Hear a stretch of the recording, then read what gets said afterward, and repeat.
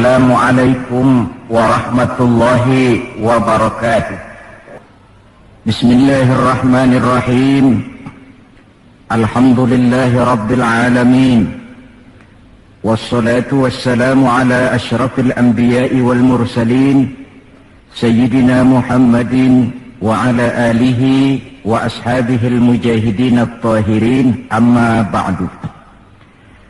Bapak-bapak, ibu-ibu, saudara-saudara, ma'asyiral muslimin rahimakumullah. Kita tahu bahwa sejarah sepanjang perjalanannya banyak mencatat orang-orang besar. Ada orang menjadi besar oleh karena pangkat, jabatan dan kekuasaannya. Apabila pangkat, jabatan dan kekuasaannya selesai, maka selesai kebesarannya sampai di situ. Ada orang menjadi besar oleh karena harta benda dan kekayaan yang dimilikinya. Bila satu saat ia jatuh bangkrut, tamatlah kebesarannya sampai di situ. Ada pula orang yang menjadi besar oleh karena ia dibesar-besarkan dan berusaha setengah mati untuk mencapai kebesaran tadi. Bila satu saat terjadi pergeseran nilai, masyarakat mencemoohkannya, maka kebesaran itu pun selesai sampai di situ. Adapun Rasul yang kita peringati maulidnya saat ini, beliau besar bukan lantaran pangkat, jabatan dan kekuasaan. Beliau besar tidak karena harta benda dan kekayaan. Pun beliau menjadi besar tidak karena dibesar-besarkan oleh umatnya. Beliau besar karena dibesarkan oleh Allah Subhanahu wa ta'ala. Satu kali orang sudah dibesarkan oleh Allah, bagaimanapun usaha orang lain untuk mengecilkannya, orang itu akan tetap menjadi besar. Tetapi satu kali orang dikecilkan oleh Allah, satu negara orang mau mengangkat dia, kalau memang dasarnya potongan nyungsep, naik ke atas juga. Tidak ada seorang penulis pun, baik ia dalam Islam maupun dari luar Islam, jikalau mau bicara dengan jujur, yang tidak mengagumi kebesaran pribadi dan martabat Rasulullah sallallahu alaihi wasallam. Dalam satu kalimat yang indah, Imam Busairi di dalam qasidah burdahnya menjelaskan kepribadian beliau dengan untayan kata, kal badri fi syarafin wa zahri fi tarafin wal bahri fi karamin wa dahri fi himamin. Rasulullah itu, kata beliau, tinggi martabat bagai rembulan, tabah dan ulet laksana masa, dermawan bak samudra luas biru membentang, tabah dan ulet laksana masa. Itu sebabnya beliau oleh Allah dijadikan figur, dijadikan model dan pola sebagai contoh bagi kehidupan umat Islam. Sehingga di dalam Al-Quran Allah menyatakan, laqad kana lakum fi rasulillahi uswatun hasanah. Sungguh telah ada bagi kamu pada diri Rasulullah itu contoh teladan yang sangat baik. Timbul pertanyaan, mengapa Rasul menjadi contoh buat kita? Pertama, beliau menjadi contoh buat kita karena beliau manusia, hidup dan berjuang secara manusiawi. Kalau manusia disuruh mencontoh manusia, tentu wajar. Yang tidak wajar kalau manusia disuruh mencontoh jin atau malaikat. Maka dalam ayat Quran Allah menyatakan, laqad ja'akum rasulun min anfusikum. Sungguh telah datang kepadamu seorang rasul, yang rasul itu berasal dari jenis kamu manusia. Saudara-saudara, kalau rasul yang diutus Allah itu jin atau malaikat, kemudian berhasil di dalam tugasnya, barangkali kita tidak perlu kagum. Datang rasul ke dunia ini, rasulnya jin. Saya yakin satu dunia mungkin orang beriman semua, tetapi bukan karena ikhlas dan yakin, mungkin karena ngeri sama rasulnya. Bayangkan kalau rasul jin dia turun ke alam ini, dengan segala macam tingkah polanya, mungkin orang sedunia akan menjadi beriman. Yang kedua, Rasul menjadi contoh di dalam kehidupan kita karena pribadi beliau lengkap. Artinya, jikalau kita kebetulan seorang pemimpin, beliau juga pemimpin. Jikalau kita seorang jenderal, beliau memimpin tentara di medan perang. Jikalau kita seorang kepala rumah tangga, beliau punya anak dan istri. Jikalau kita seorang guru, beliau mengajar jamaah di masjid. Jikalau kita seorang pedagang, beliau pun pedagang yang jujur.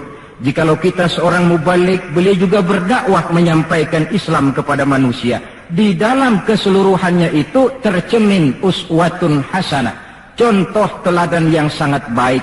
Maka kehabisan alasan seorang muslim yang tidak mencontoh pribadi beliau.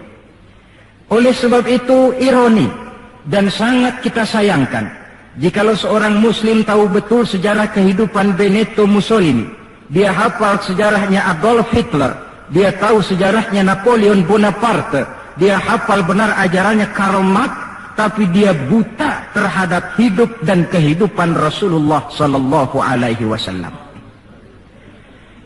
Saudara hadirin yang berbahagia, yang akan kita bicarakan pada kesempatan ini, bagaimana cinta Rasul kepada umatnya dan bagaimana sewajarnya cinta kita umatnya kepada beliau. Bahwa Rasul yang kita peringati maulidnya saat ini cinta betul kepada kita umatnya, dapat saya kemukakan beberapa data. Dari sini nanti kita introspeksi. Kalau tahulah kita begitu besar cinta Rasul kepada kita, apa tidak wajar kita juga cinta kepada beliau? Kalau logika ini sudah diterima, pembicaraan pun kita lanjutkan kepada bagaimana sih sebenarnya cinta kepada Rasul itu. Bukti pertama bahwa beliau cinta kepada kita. Saudara-saudara, menurut ukuran zaman sekarang, Rasulullah itu pan hidupnya miskin. Malahan ada satu doa yang sering beliau baca. Ini kalau doa ini saya kasih saudara-saudara, kira-kira mau diamalin kan? Kalau saya terus terang belum mau. Doanya begini, dan ini sering Rasul baca. Allahumma ahyini miskinan, wa tawaffani miskinan, wa hasyirni yaumal qiyamah fi zumratil masakin. Ya Allah, hidupkan saya dalam keadaan miskin, matikan saya dalam keadaan miskin, dan kumpulkan saya di akhirat nanti bersama golongan orang-orang miskin. Yang tadi sudah kadang bilang mau diamalin ini ya. Saya sudah bilang tadi saya belum tapi mau. Kita baca dalam sejarah beliau itu rumahnya kecil. Tidurnya di atas pelepah daun korma, kadang-kadang sampai berbekas di pipinya.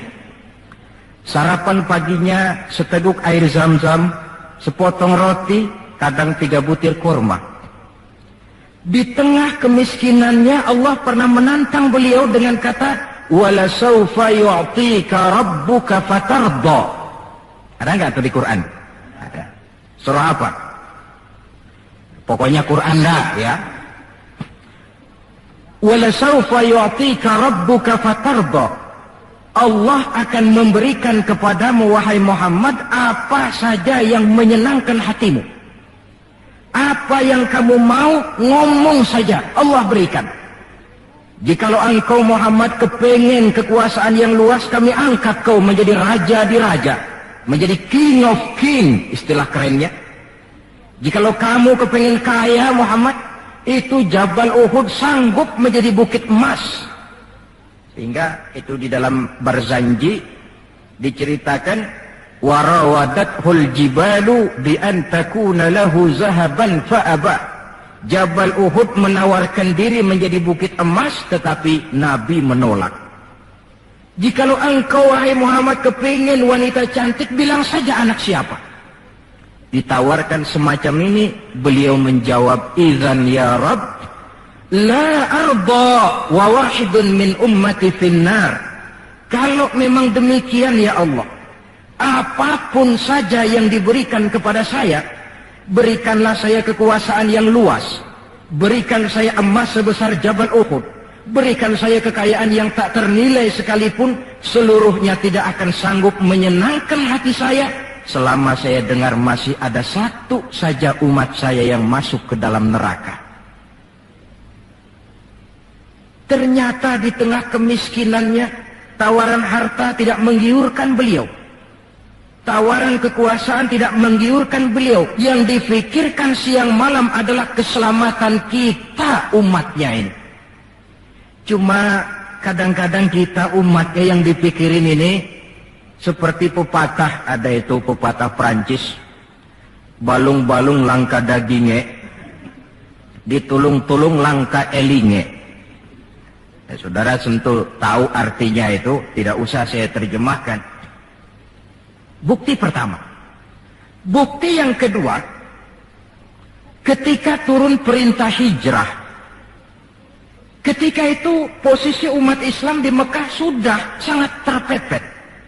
Sebagian sahabat sudah mengusulkan kita hijrah saja ya Rasul.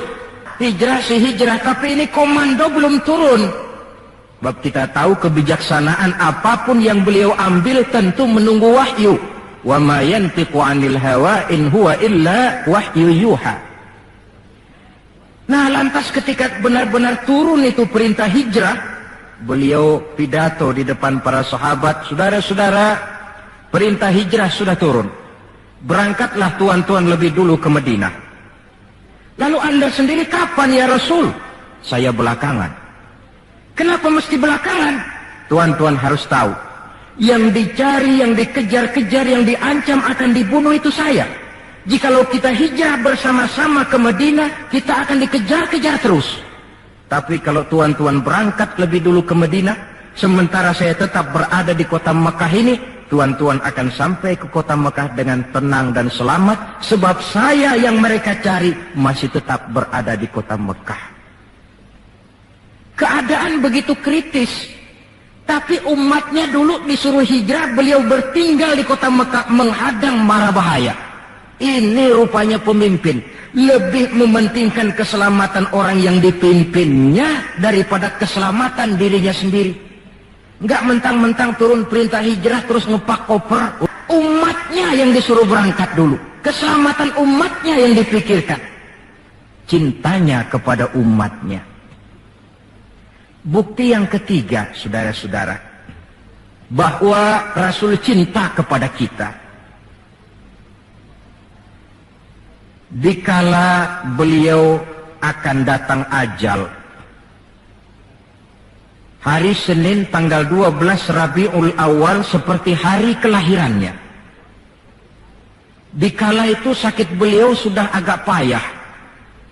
Datang waktu subuh di Madinah ini, Bilal pun azan di masjid. Selesai azan, sebagian sahabat melakukan sholat sunnah qobliyah, lalu menunggu kedatangan baginda Rasul sallallahu alaihi wasallam untuk mengimami sholat subuh. Lantaran ditunggu lama tidak datang, akhirnya Bilal diutus menjemput baginda Rasul. Ketika sampai di rumah, beliau berkata, Bilal, sakitku sudah agak payah ini. Rasa-rasanya tak kuat lagi aku jadi imam. Kau kembalilah ke masjid, sampaikan ini kepada semua sahabat, dan minta kesediaan Abu Bakar menjadi imam. Bilal dengan muka sedih dan air mata berurai membasahi pipi, berangkatlah ke masjid. Saudara-saudara, baginda Rasul sudah tidak kuat lagi mengimami sholat. Beliau perintah Abu Bakar untuk menjadi imam. Kata Abu Bakar, saya tidak mau jadi imam kalau baginda Rasul masih hidup. Ini termasuk akhlak, etika para sahabat. Akhirnya satu masjid nangis semua. Sholat subuh belum nangis. Sampai tangisan itu kedengaran ke rumah Nabi. Beliau berkata kepada putrinya Fatimah, coba kau lihat kenapa orang di masjid nangis. Setelah Fatimah kembali lapor, Abah, mereka sedih karena sadar bahwa saat berpisah sudah hampir datang. Kalau begitu, suruhlah Bilal kemari. Datang Bilal, dipapah Rasul berangkat juga ke masjid mengimami sholat. Sholatnya ringkas. karena beliau sakit. Dan memang beliau juga mengajarkan, idza amma ahadukumun nas falyukhaffif. Kalau kamu jadi imam, ringankan sholatmu. Kalau jadi imam jangan panjang-panjang. Sebab apa? Di belakang kamu yang jadi makmum itu orangnya tidak sama semua. Ada orang tua yang diri saja sudah payah. Ada orang yang punya penyakit darah tinggi, kalau sujud kelamaan kepalanya ngebet. Ada yang habis sholat janji mau terima duit, kakinya sudah gatal kepengen pulang. Kalau jadi imam jangan lama-lama, kata Rasul. Tetapi kalau kamu sholat sendirian, falyutawil masya'a, persilakan sepanjang yang menurut kamu mau. Jangan mentang-mentang sudah dipilih jadi imam, overacting. Jadi imam sholat isya, rakaat pertama selesai Fatihah, surah Baqarah. Rakaat kedua selesai Fatihah, surah Yasin. Namanya makmum, tidak punya alternatif, tidak punya pilihan, ikut sih ikut, tapi kan hatinya kan ngedumel. Paling sekali ini doang dah gua sembahyang di sini. Besok nggak bakalan gua balik lagi. Kenapa? Imam nggak tahu diri. Jadi bahasa lain, kalau dalam bahasa sosial ini, imam harus ngerti aspirasi makmum. Pemimpin mesti tahu kehendak orang yang dipimpinnya. Kalau tidak, yang akan timbul pasti partisipasi semu. Yang saya khawatir, kalau makmum dipaksa mengikuti maunya imam, yang akan makin subur ialah timbulnya mental-mental munafik. Manis jika berhadapan, balik belakang lain bicara. Pandai bermain minyak di atas air, tapi pada gilirannya menggunting dalam lipatan, menjegal kawan seiring. Sopannya kayak belangkon, depan rata, belakang ngepelin. Tentu kan tidak enak timbul partisipasi yang semacam ini. Selesai sholat, baginda Rasul bangun, lalu pidato singkat di depan para sahabat. Saudara-saudara, rasa-rasanya saat berpisah sudah akan datang. Lama kita bergaul, tentu sedikit banyak terjadi kesalahan yang saya lakukan. Maka barang siapa yang pernah saya pukul tanpa saya sengaja, balaslah sekarang. Barang siapa yang hartanya pernah saya ambil tanpa alasan yang hak, silahkan dia tuntut dari saya. Mana ada pemimpin menjelang wafat ini minta dipukul oleh umatnya. Hening suasana, sahabat terfekur semua, berurai air mata. Di dalam keheningan yang demikian rupa, tiba-tiba seorang sahabat bangkit. Saya ya Rasul. Ada apa? Sahabat itu namanya Sawad. Sesuai dengan namanya, orangnya rada hitam. Ya Rasul, dalam satu peperangan, Tuan mau mecut onta. Tuan sih mungkin nggak lihat bahwa saya di belakang onta itu. Saya kena pecut. Jadi bagaimana? Ya saya nuntut balas dong. Ini sahabat yang lain jengkel nih, Sawad gila juga. Orang sudah mau berpisah begini, masih nuntut balas. Baik Sawad, Umar, tolong ambilkan cambuk. Sayyidina Umar sambil nyerahin cambuk. Sawad, kalau bahasa kita, gua talangin aja dah. Gak usah Rasul, saya saja yang kau cambuk.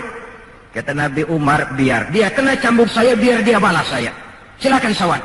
Ya Rasul, apa lagi? Waktu saya kena cambuk Tuan, saya nggak pakai baju. Jadi biar seri dong. Tuan juga bukalah baju Tuan. Baik, Rasul buka bajunya. Ketika baju sudah dibuka, Sawad buang cambuk itu. Dia berlari merangkul badan Rasul seerat-eratnya. Sampai sebagian sahabat makin bingung. Ini apa maunya Sawad? Ya Rasulullah, saya tahu sebentar lagi kita akan berpisah.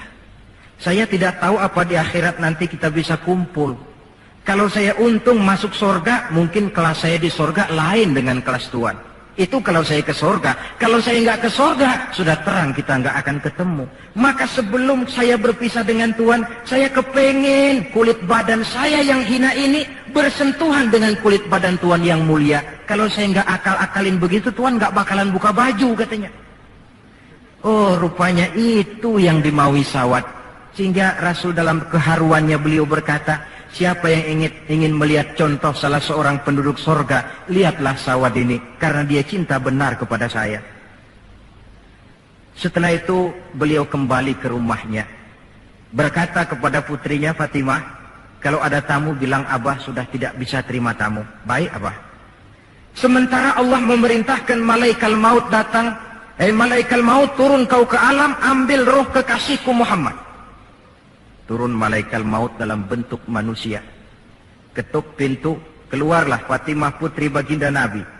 Tuan, maaf saja, ayah tidak terima tamu. Katakan, saya yang datang. Melihat roman muka orang ini, Fatimah gemetar seluruh badannya, lalu kembali kepada ayahnya. Ayah, ada tamu. Saya bilang ayah tidak terima tamu. Dia malah berkata, katakan saya yang datang. Melihat roman mukanya, gemetar seluruh tubuh saya. Hebat orang ini. Siapa si ayah? Baginda senyum. Fatimah, kau tahu siapa yang datang? Tidak tahu ayah. Yang datang itu hadimul lazat wa qati'us syahawat. Yang datang itu dialah yang menghancurkan seluruh kesenangan dunia. Dia yang memisahkan kita dengan semua yang kita cintai. Yang datang itu malaikat maut, suruh dia masuk. Ketika malaikat maut masuk, ya malaikat maut, sudah datang saatnya. Ya Muhammad. Aina Jibril? Malaikat Jibril di mana? Sebentar lagi dia datang. Ketika turun malaikat Jibril, baginda Nabi bertanya, akhbirni ya Jibril, mali indallahi minal karamah. Wahai Jibril, tolong beritahu saya. Kalau sebentar saya menghadap Allah, kehormatan apa yang diberikan Allah kepada saya? Tidak usah khawatir Muhammad, kata malaikat Jibril. Inna abwabas sama qad futihat. Wal malaikatu saffu sufufan yantaziruna li ruhik. Pintu langit sudah dibuka. Malaikat sudah berbaris menunggu kedatangan rohmu yang suci. Alhamdulillah. Kalau itu saya ya? Iya. Kalau umat saya bagaimana Jibril? Umat saya. Umatmu? Iya. Umatmu juga jangan khawatir Muhammad. Allah sudah memberikan fasilitas, kata Allah, inni haramtul jannata ala sairil umam hatta tadkhulaha ummatuka. Surga ku haramkan buat seluruh umat kecuali kalau umatmu Muhammad sudah masuk ke dalamnya. Ini fasilitas. Jadi sungguh pun kita umat terbelakang menurut abjad, tapi disuruh diberi fasilitas masuk surga lebih dahulu ketimbang umat-umat yang lain. Alhamdulillah, kalau begitu legalah saya, kata Nabi. Mari malaikat maut persilahkan, saya ikhlas. Lalu diambillah ruh beliau perlahan-lahan, naik ruh itu ke lutut, ke pusat, ke dada, sampai ruh di tenggorokan. Fatimah dekatkan telinganya ke bibir ayahandanya yang mulia itu. Suara terakhir yang sempat direkam oleh Sayyidatuna Fatimah, bisikan terakhir menjelang wafat, 3 kalimat. As-salah, as-salah, an-nisa, ittaqun nisa, ummati, ummati. Dengan kalimat itu beliau kembali menghadap Allah. Solat, jaga solat. Wanita, lindungi kaum wanita. Umatku, umatku. Itu kalimat terakhir yang beliau ucapkan. Kita umatnya yang disebut. Manalah di dunia ini pemimpin yang sempat nyebut umatnya dikala mau ajal. Napoleon Bonaparte, singa daratan Eropa, luas kekuasaannya. Dikala mau wafat dia tidak sempat nyebut bangsanya, bangsa Prancis. Yang sering dia sebut Margaret Josephine, Margaret Josephine, gacauannya. Adolf Hitler, gagah perkasa. Dikala hari-hari akhir kejayaannya, dia tidak menyebut Jerman. Dia tidak nyebut suku bangsa Arya yang dia agul-agulkan. Yang banyak dia sebut Eva Braun, Eva Braun. Sebagaimana Julius Caesar pun menyebut Cleopatra. Adapun baginda Rasul di akhir hayatnya tidak beliau menyebut bangsa Arab. Tidak anaknya, tidak istrinya, tidak sahabat dan orang-orang yang dekat dengan beliau. Tetapi yang disebut kita umatnya. Pada detik-detik terakhir daripada kehidupan beliau. 3. Bukti yang keempat bahwa beliau cinta betul kepada kita umatnya. Nanti di akhirat. Nanti di akhirat. Setelah Allah mematikan semua yang bernama hidup. maka yang pertama kali dihidupkan kembali pada kehidupan itu para malaikat. Setelah malaikat dihidupkan kembali, maka Allah memberikan tugas kepada para malaikat, katakanlah semacam panitia akhirat. Nah, malaikat Malik, siapkan itu neraka. Aku akan bakar itu bajingan-bajingan tengik, koruptor. Mereka yang ketika di dunia tidak mau sujud, mereka yang jauh dari majelis taklim, mereka yang benci kepada ulama. Kau Ridwan, siapkan surga. Aku akan balas hamba-hambaku yang ketika di dunia mereka rajin sujud, dekat dengan ulama, menyintai majelis taklim, gemar berbuat kebajikan. Kamu, Jibril dan Mikail berangkat ke surga, ambil kendaraan yang bernama Buraq, bawa pakaian kebesaran, turun ke alam, cari di mana kubur kekasihku Muhammad, bawa dia ke surga. Turunlah malaikat Jibril dan Mikail. Ketika itu alam sudah rata. Malaikat Jibril berdoa, ya Allah, saya mohon pertolonganmu agar bumi yang menyimpan tubuh suci Muhammad terbuka hendaknya. Terbuka kubur Nabi. Beliau bangkit dari kubur mengusap-usap mata seperti orang bangun tidur. Tengok kanan malaikat Jibril, tengok kiri malaikat Mikail. Lalu beliau bertanya, ayu yaumin hadza ya Jibril? Ini hari apa ya Jibril? Kata malaikat Jibril, ya Muhammad, hadza ma wa'ada ar-Rahman. Inilah hari yang dijanjikan Allah. Ini hari kiamat Muhammad. Kiamat. Ya Jibril, jikalau ini memang hari kiamat, aina tarakta ummati? Kalau ini memang hari kiamat Jibril, umat saya di mana? Kita yang ditanya. Bangun dari kubur, tahu kalau itu hari kiamat, pertanyaan pertama, umat saya di mana? Malaikat Jibril menjawab, ya Muhammad, tidak ada orang yang dibangkitkan sebelum kamu. Kaulah orang pertama.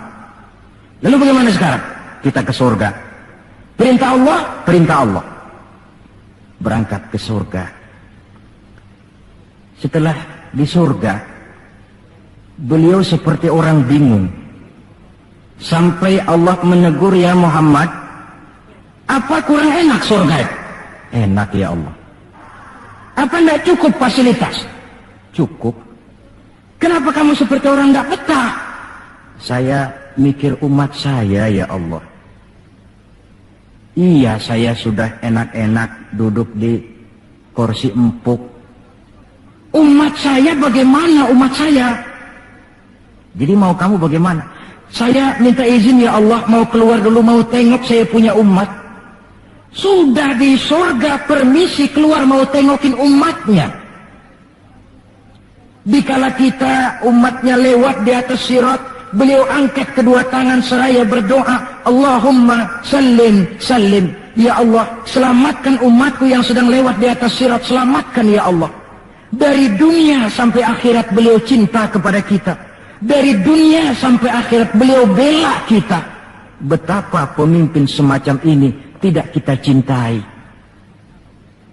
Masalahnya sekarang, kalau kita sudah sependapat bahwa kita juga cinta kepada Rasul, apa sih artinya cinta kepada Rasul itu? Hadirin, pertama, man ahabba syai'an aktsara min dzikrihi. Siapa yang cinta sesuatu, dia tentu banyak menyebut yang dia cintai. Ini tandanya orang cinta, banyak nyebutin. Kalau saudara cinta kepada harta, tentu kalau ngobrol yang banyak saudara sebutin harta. Kalau saudara lagi ngobyek tanah, seneng cinta sama tanah, asal ngobrol di warung mesti tanah yang dimeterin. Walaupun tanah orang. Kalau saudara kebetulan sedang jatuh cinta kepada seorang perempuan, bahkan dalam tidur pun kebawa-bawa namanya saudara sebut. Orang yang cinta sesuatu, dia banyak menyebut yang dia cintai. Cinta kepada Nabi, banyak menyebut Nabi. Menyebut Nabi apa lalu? Muhammad. Tentu bukan. Sebab kita tahu dalam kehidupan sehari-hari saja kita punya tata krama. Gubernur lewat, tentu tidak berani kita secara langsung menyebut namanya. Mesti kita berkata, itu ada Bapak Gubernur lewat. kita sebutlah predikatnya. Itu ada Bapak Menteri lewat, itu kepada pejabat, entahlah pula kepada seorang junjungan alam. Banyak menyebut Nabi artinya banyak membaca sholawat kepada beliau. Sekurang-kurangnya Allahumma sholli ala Sayyidina Muhammad wa ala ali Sayyidina Muhammad. Satu. Yang kedua, orang yang cinta kepada sesuatu biasanya menjaga, memelihara warisannya. Kita punya orang tua meninggal dunia, ada warisannya, tentu kita jaga sebaik-baiknya. Sudahlah, nggak bisa nambahin, sekurang-kurangnya nggak jualin melulu. Jikalau Rasul meninggalkan kita, jelas beliau tidak meninggalkan harta. Beliau tidak meninggalkan kebun, pabrik, tanah, dan sebagainya. Tapi beliau meninggalkan warisan kepada kita untuk kita jaga, kita pelihara bersama. Apa yang warisan yang beliau tinggalkan? Prinsipnya 3. Yang kedua, terdapat dalam hadis, taraktu fikum amrain lan tadillu ma in tamassaktum bihima abada. Kitab Allah wa sunnata rasulih. Aku tinggalkan kepadamu 2 perkara, yang jikalau kamu mau berpegang teguh kepada keduanya, kau tidak akan sesat untuk selamanya. Quran dan sunnah Rasul. 2. Warisan yang ketiga dalam hadis, al-ulama warasatul anbiya. Ulama adalah ahli waris Nabi. Kalau demikian, maka warisan Nabi itu 3. Quran, sunnah, ulama. Inilah warisan yang perlu kita jaga, warisan yang perlu kita pelihara, yang kita laksanakan dan terjemahkan di dalam kehidupan kita. Mari kita lihat. Warisan pertama, Quran. Kitab suci bagi kita umat Islam. Bagaimana cara kita memelihara warisan yang namanya Quran ini? Pertama, usahakanlah agar membaca Quran menjadi salah satu hobi di dalam kehidupan kita. Kata Nabi, innal ladzi laisa fi jawfihi syai'un minal Qur'an kal bait. Orang yang dari tenggorokannya tidak pernah keluar ayat Quran barang sepotong pun, belum pernah ngaji barang seayat pun, itu orang, kata Nabi, kayak rumah kosong. Rumah biar bagus, potongan Spanyol, gede, mahal, kalau kosong kan angker. Kuntilanak, tuyul, memedi, betah di situ. Dan oleh karena Quran ini produk Allah, dibaca dalam segala keadaan pantas. Di gubuk reot di pinggir kali ada orang baca Quran, pantas. Di rumah mewah ada yang baca Quran, cocok. Kemudian orang sedih baca Quran, terhibur. Orang gembira baca Quran, tidak menjadi lupa diri. Di istana ada yang baca Quran, pantas. Di depan kubur ada yang baca Quran, pantas. Orang kawin dibacakan Quran, bagus. Orang mati dibacakan Quran juga cocok. Lantaran dia produk Allah. Setelah membacanya, lalu meningkatkan kepada tahapan yang kedua, mencoba memahami isinya. Lewat segala kesempatan yang memang mungkin, entahlah dengan jalan mengaji, tukar pikiran, diskusi, banyak membaca. Tetapi tentu dengan catatan bahwa kita memahami Al-Quran ini tidak bisa mengandalkan kemampuan intelektual semata-mata. Seperti yang banyak gejalanya terjadi di zaman sekarang ini.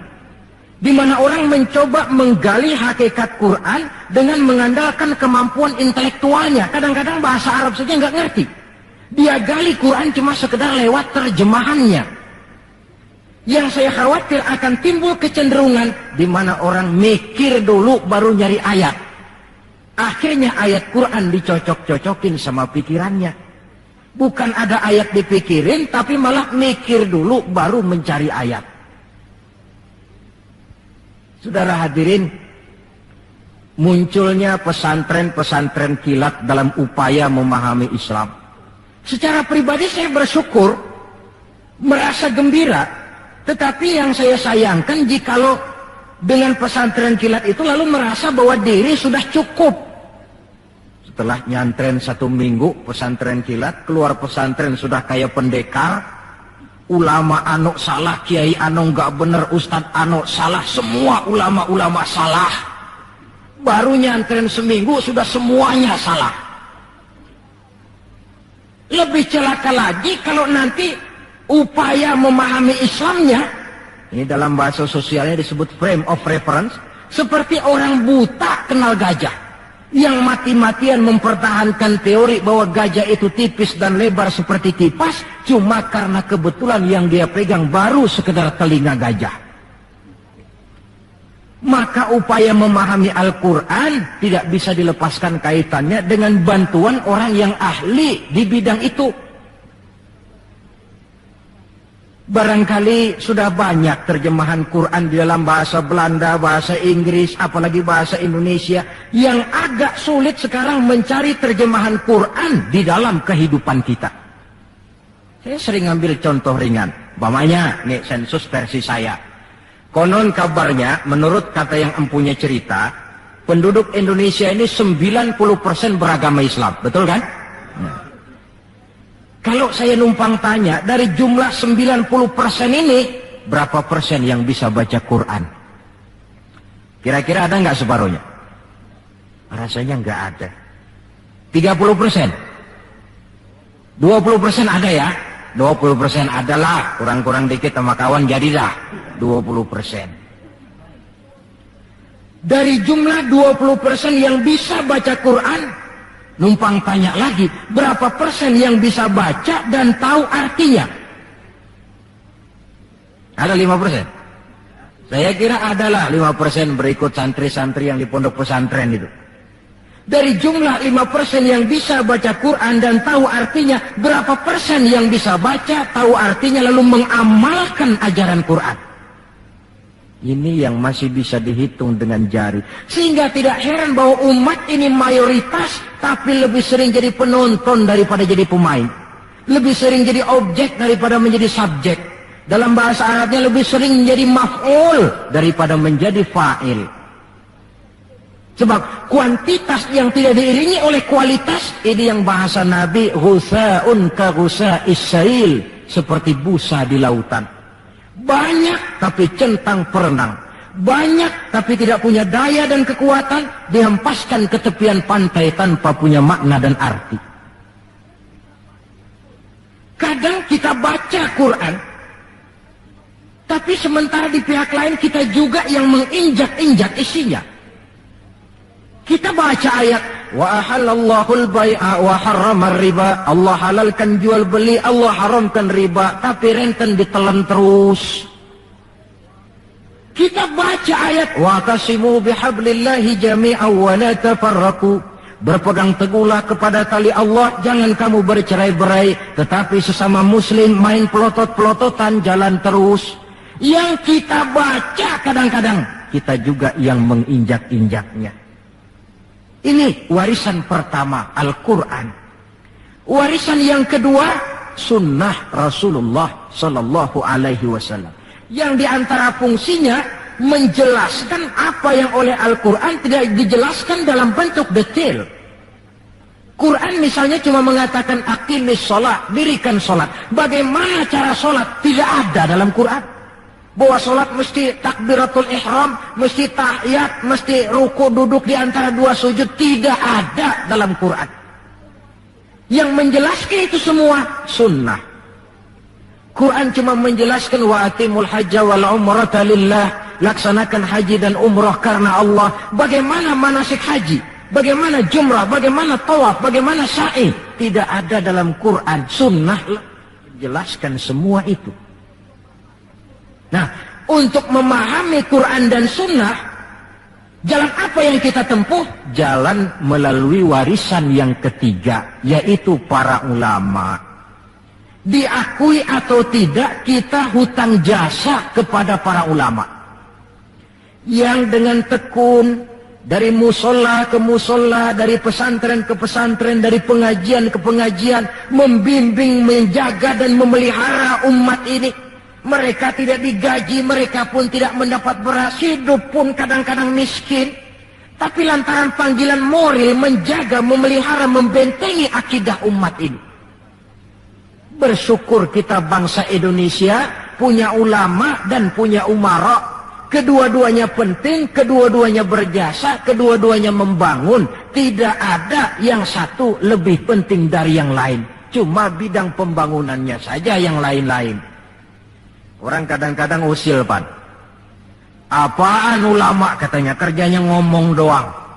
Sekarang kan zaman pembangunan, perlu karya nyata. Mana ada kiai bangun jembatan? Ini saya pikir orang bicara begini ini nggak ngerti masalah. Bukankah asas manajemen yang modern saja mengajarkan the right man on the right job, the right man on the right place, bahwa orang harus ditempatkan sesuai dengan proporsinya. Nah, kalau kiai disuruh bangun jembatan, apa Pak Lurahnya mau ngajar tafsir? Setiap kita membangun, cuma bidang pembangunan kita yang berbeda-beda. Dan kenyataan makin menunjukkan kepada kita, saudara-saudara, sekarang ini yang namanya ulama, maaf-maaflah, sudah merupakan jenis makhluk langka. Malahan barangkali sudah termasuk jenis makhluk yang harus dilindungi dari kepunahan ini. Dan mencetak sarjana lebih gampang ketimbang mencetak kiai. Saudara mau jadi sarjana, taruh sekolah 22 tahun dah, udah campur nggak naik itu. Tapi saudara ngaji dari kecil sampai 20-30 tahun, belum tentu loh jadi kiai. Dan nggak bisa minta. Mas, gua kan ngaji melulu, panggil gua kiai, kenapa sih? Loh, kiai minta begini kan nggak bisa. Kalau ilmunya diakui, akhlaknya jadi contoh, perjuangannya diteladani, umat bersimpati, lalu masyarakat beramai-ramai secara praktis menyebutnya kiai. SK-nya itu di tangan umat. Oleh karena SK-nya di tangan umat, dia tidak kenal pensiun dan jam kerjanya pun 24 jam. Kapan umat perlukan, dia mesti berangkat. Yang saya khawatir, kelangkaan ulama ini menyebabkan terjadinya pergeseran nilai, dan ini pernah dianalisa oleh baginda Rasul sallallahu alaihi wasallam. Apa kata beliau? Inna min asyratis sa'ah, sesungguhnya di antara tanda-tanda kiamat. Nggak usah mikirin kiamat beneran dah, saya juga nggak pengen ngalamin. Kiamat mini, kiamat kecil-kecilan. Apa itu? Hancurnya sendi-sendi kehidupan sosial, maksiat merajalela, munkarat menjadi-jadi, yang benar jadi salah, yang salah dianggap benar, yang hak menjadi munkar, yang munkar dibilang hak. Kemakmuran cuma kata, keadilan cuma teori, hukum kayaknya cuma buat orang kecilan, orang gedean, kagak mempan hukum. Padahal hukum kalau sudah pandang bulu terang, yang enak yang banyak bulunya. Siapa yang banyak bulunya? Monyet. Kalau hukum pandang bulu, monyet keenakan. Pergeseran nilai terjadi. Kiamat macam ini yang kadang-kadang kita temukan dalam kehidupan. Penyebabnya apa? Kata Nabi yang pertama, ayurfa'al ilmu. Ilmu diangkat oleh Allah. Bagaimana cara Allah mengangkat ilmu dan apa maksudnya? Allah mengangkat ilmu pertama dengan jalan mematikan ulama. Makin banyak ulama wafat, makin banyak ilmu ditarik. Yang kedua, kurangnya minat orang belajar agama. Majelis taklim yang non formal atau yang formal seperti madrasah dan pesantren. Pikiran orang sudah pikiran perut. Sekolah sama dengan ijazah, ijazah sama dengan lapangan kerja. Dalam kondisi macam itu, madrasah mendapat perhatian sebelah mata. Maksudnya apa ilmu ditarik ini? Agama dikucilkan. Kalau 1-2 kali disebut-sebut agama, itu cuma alat pelengkap saja. Agama cuma pidato, agama cuma seminar, agama cuma kongres, agama cuma muktamar. Tapi bahwa agama jauh dari kehidupan sehari-hari, itu merupakan realita. Agama sudah tak ubahnya dengan daun pisang yang dikait di tepian jalan lantaran diri tak berpayung di ketika hari hujan. Dan manakala hujan usailah sudah, daun itu pun dicampakkan di tepi jalan, diinjak pula orang nan lalu. Dikala dilihat agama membawa untung, rame-rame teriak agama. Coba lihat tahun 65 begitu PKI meletus, wah rame-rame, banyak mobil-mobil mewah parkir di masjid. Begitu keadaan aman, cuman sepeda butut yang ketinggalan di depan masjid. Ini yang Allah jelaskan watak begini ini. Kullama adha'a lahum masyaw fih wa idza azlama alaihim qamu. Mentalitas munafik. Waktu terang mereka berangkat, waktu gelap mereka mandek. Ketika di Islam dilihat ada untungnya, rame-rame teriak Islam. Asal ada untungnya, Pak, saya Islam Pak, KTP saya aja Islam. Waktu ada untungnya. Tapi ketika diminta berjuang, dituntut berkorban, yang lain dulu dah. Yang lain dulu. Nah, kalau ilmu sudah ditarik, timbul ekses berikutnya. Apa kata Nabi? Wa yuzharul jahlu, nampak kebodohan di mana-mana. Lantaran ulama tidak ada yang menjelaskan halal haram, hak batil, ma'ruf munkar, tidak ada. Orang hidup menurut seleranya, timbul permissive society.